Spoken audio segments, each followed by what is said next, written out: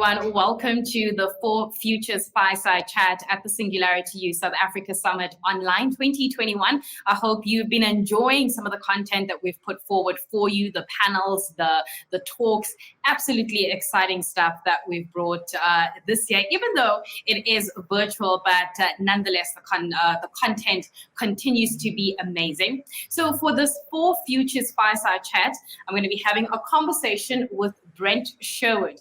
Just a little bit about him. He's the Senior Vice President for Advanced Development Programs at Blue Origin.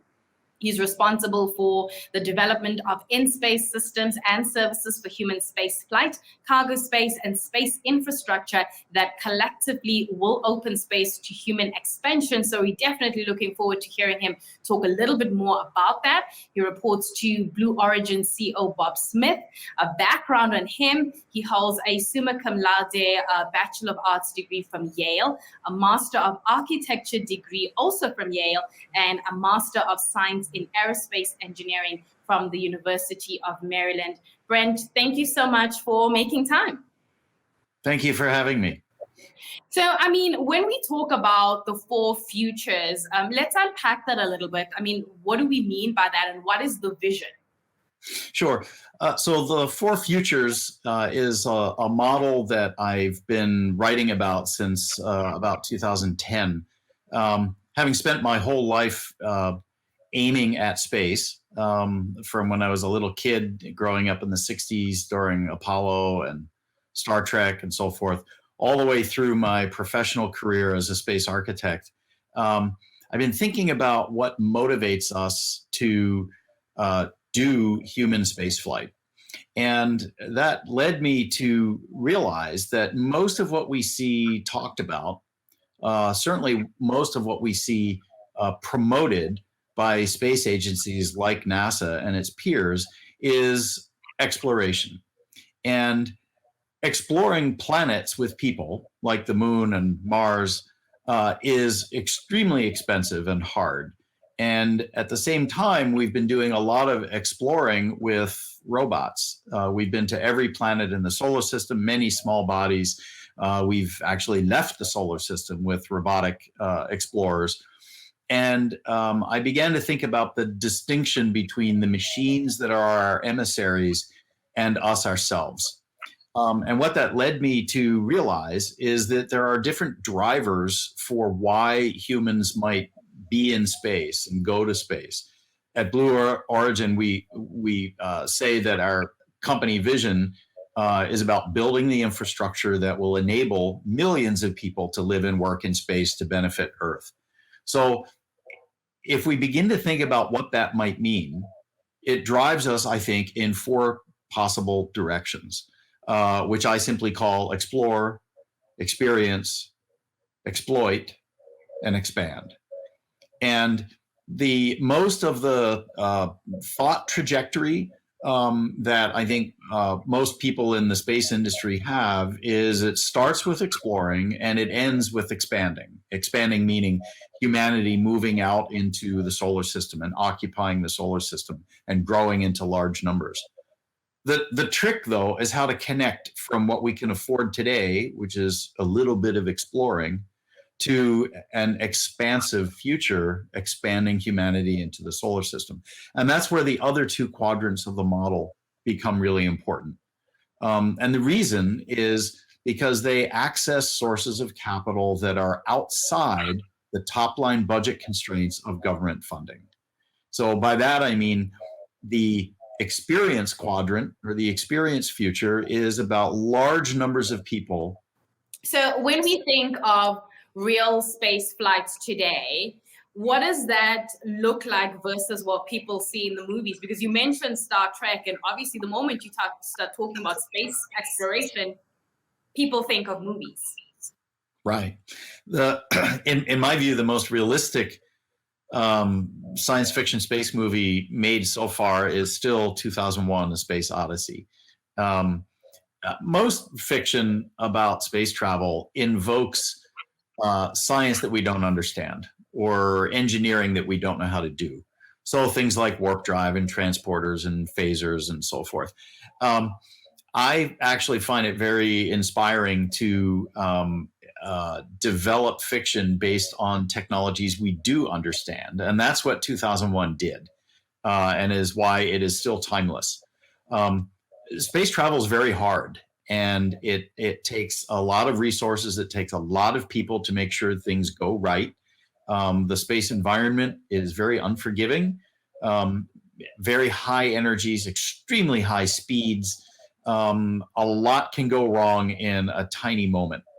And so the way we travel in space today is the basis for projecting what the near-term future can be.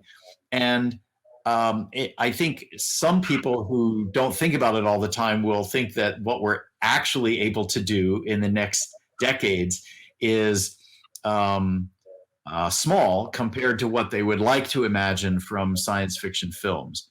But the accomplishments that we can do with the technologies we do have and do understand are remarkable and have direct benefits for Earth. So there's no reason why we should not be making full use of what we have, traveling in space close to Earth, reaching out to the moon, which takes 4 days to get to with a human spacecraft.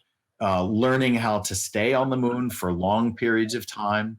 The Apollo missions maxed out at just a couple of days time on the surface, but being able to operate there continuously, permanently, being able to learn in that environment, and then generate value for ourselves from working in that environment, that's all going to take several years and the collaborative efforts of many parties, both commercial and government. Yeah. Is there a connection between the core drivers of why we want to achieve this versus saving the planet? Is there a connection between the two? Perhaps for somebody who says, well, why are we doing all this space exploration? Planet Earth is just fine. Sure. So planet Earth is, of course, fine. It would be more fine if we weren't ruining it. And the Earth itself doesn't care. The Earth is a large planet with essentially unlimited resources. The problem is that the biosphere of Earth is an extremely thin layer. The atmosphere, the ocean, a very thin layer compared to the bulk of the planet. And the biosphere is not unlimited. And so depending on how we develop technology, how we deploy technology, for example, pulling hydrocarbons out of the ground, burning them, and putting the byproducts into the atmosphere, which warms the planet and then also acidifies the ocean and changes the chemistry for coral reef ecosystems around the planet, and so forth. Those effects are now becoming evident to pretty much everybody. There's no denying that the carrying capacity of the Earth for human civilization is either at its limit or has already exceeded its limit. 7.5 billion people consuming resources and living the way we think we should be able to live. That is a finite system. The only way that in the future we won't end up in a future of rationing and limits is to open up the opportunities in space. It's the only other place to go. And if what's important for humanity is growth and expansion and complexification, because that's what civilization does, then space becomes existentially important. So I would ask people to think about imagine a future 1,000 years from now in which humanity is still only limited to the Earth. It can be done. That's a future, but it is not the future that results from the trajectory we are currently on. If we want unlimited growth and we want to preserve and restore the biosphere, then we must learn to expand into space, which is why connecting these quadrants of the four futures model is so critical. We have to get from a little bit of exploring to the scale and capability of expanding. And the only way to do that is to deploy resources that go far beyond the NASA budget or the ESA budget or the JAXA budget or the budget of any space agency around the world. Space agencies are not what are going to expand humanity into space. The development of the value we find in space and bringing people into space is what's going to expand humanity into space. Well, we'll touch on the budget in a bit. Why are we not getting to Mars? Like, what are some of the factors that are, I suppose, delaying that? Sure.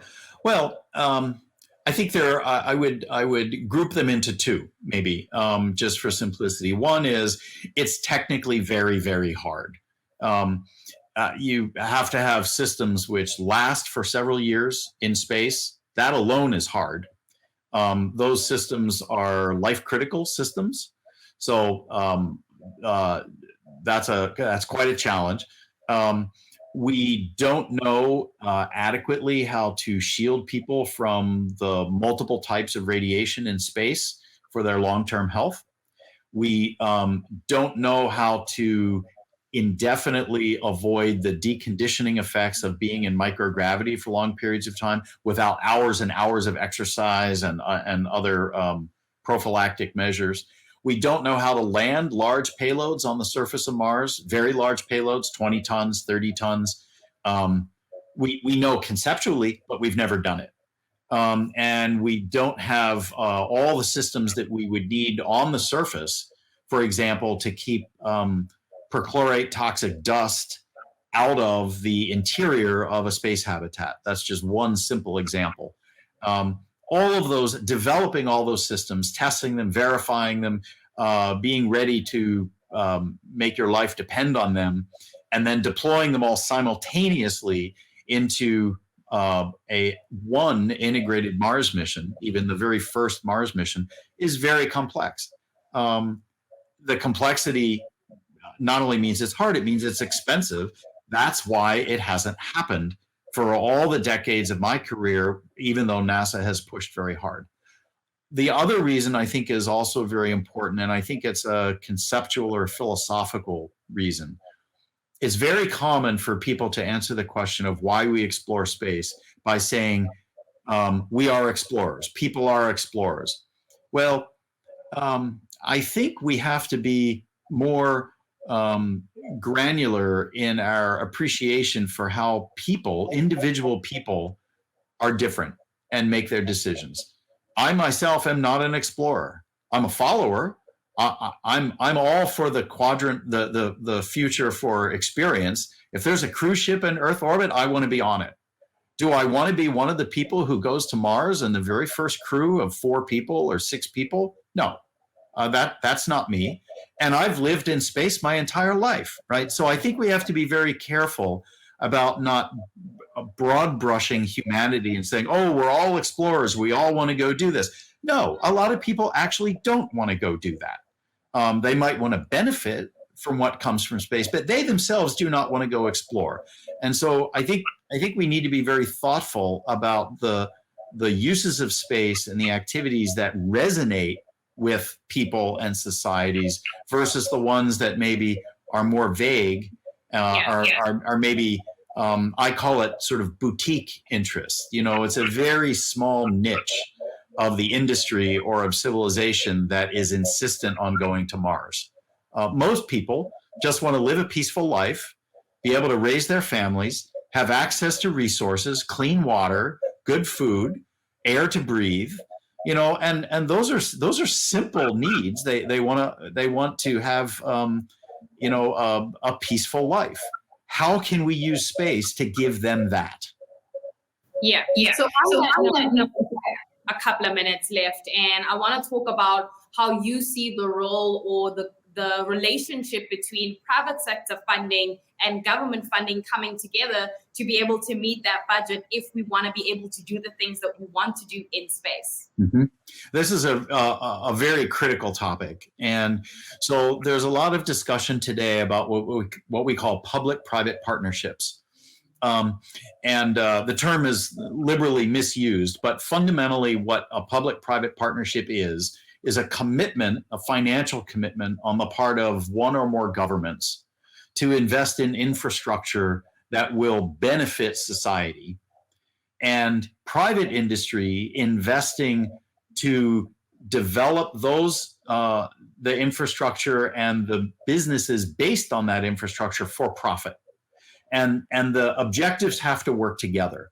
So if we look at what's been happening in space so far, all the investments, the public investments over a half a century in human spaceflight have given us the capability to launch into space, to land from space, to fly through space a little bit, and to occupy a space station in space. That's what we know how to do.